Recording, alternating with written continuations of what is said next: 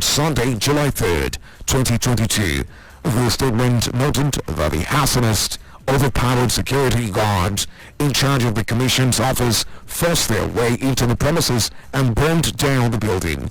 While noting that no casualties were reported in the attack, the Commission stated that 748 ballot boxes, 240 voting cubicles as well as office furniture and equipment were destroyed by the arsonist. Recall that on May 23, 2021, the Commission's office in neighboring Igbo Eze, a south local government area of the state, was attacked in a similar manner by unknown gunmen. These followed earlier attacks on Utenu local government area office on May 13, 2021 and the state headquarters in Enugu on May 16, 2021.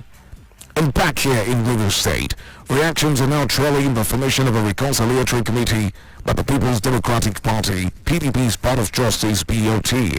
Chairman of the party's BOT, Senator Walid Jibril, noted in a statement that the committee, which is to be headed by the party's presidential candidate and former Vice President Atiku Abubakar, will meet with the governor of Rivers State Nyesom Wike over the fallout of the party's presidential primary and crisis trailing the nomination of a running mate. Some Port Harcourt residents share their views on development with the correspondents. They need to reconcile so that they can make the party strong, because their intention is to take over power from AP. So without the reconciliation, you discover that the party will be divided. It should be important to PDP, because within this, Southeast is dominantly PDP. And Wike is one of the strong stakeholders in PDP. And has a lot to offer PDP during the election in 2023. The University of Port Harcourt Teaching Hospital, UPTH, has dismissed reports that about 14 to 19 babies died in the hospital at the weekend. The hospital's public relations officer, Eleba Meri, in a statement on Sunday, noted that contrary to speculations, the hospital did not record any infant mortality in its special care baby unit, SCBU, as a result of electrical power outage. It explained that during the power outage, which was caused by a faulty transformer, the standby generator serviced the hospital for the period with all the emergency areas fully powered. Describing the hospital as an institution where world's best medical standards are practiced and maintained, many lamented the reports, which it described as a disgraceful social media propaganda possible of damaging the hospital's image. He therefore urged the general public to disregard the reports and reiterated the hospital's commitment to its service to humanity. You're listening to Family Love 97.7 FM News. The news continues in just a moment and still to come. Bank assets rise to 64.32 trillion naira plus other stories. Do you stay with us? We'll be right back.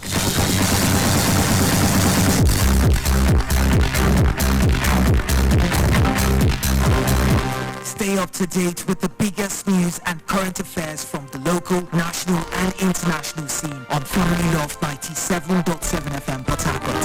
Listen to the news at dawn at 6:30 a.m. The news at noon, the news at 6 p.m. News updates at 10 a.m. and 4 p.m. and the news in Pidgin English at 11 a.m. and 2 p.m. Family Love, your source for the news.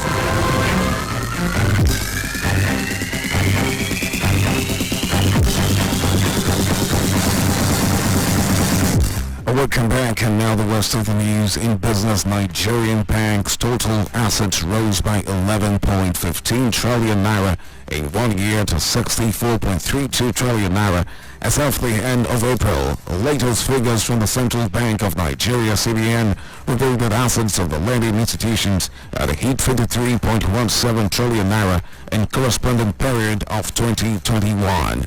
The 2022 numbers showed a 21% increase over the period, according to a statement by a member of the CBN's Monetary Policy Committee, Kingsley Obiora. The growth was driven by the balances with the CBN Bank's open market operation, O&O bills, and credit to the real sector of the economy.